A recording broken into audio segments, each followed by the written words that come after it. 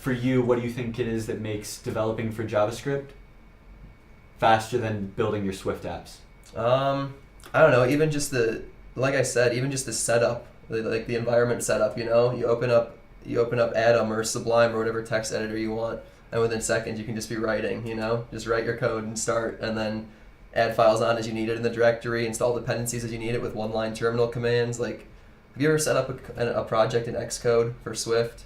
I've set up one in my life, and it's for this capstone class. And it's hell just to even get this is it. That's Xcode? Yeah, this is Xcode, and this is Swift.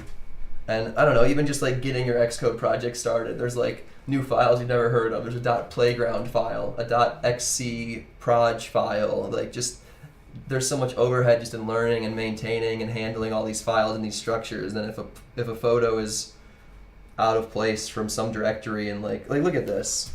I know the camera can't see this, but like look at all this just for an application. A million files, and I'm only touching a quarter of them for what I'm actually doing. A bunch is just like configuration BS, things like that. I don't know. I built just a couple Android apps using Android Studio. Yeah. I open up Android Studio, and then Gradle's like, okay, let me take 10 minutes to run just to set up your application.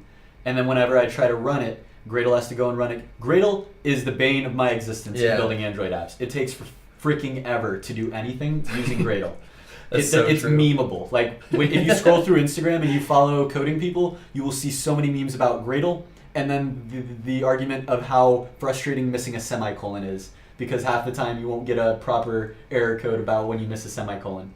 Neither of those two problems exist when you're developing with JavaScript. Because you were talking about your Swift app earlier, and you had already built a check-in, but then the compiler was like, whoa, you did a thing wrong. Right. And then your response was, well, I already built a check-in to do that, but the compiler doesn't understand that you had already thought around that problem. Right. The compiler is a dumb machine trying to reinforce the rules and create a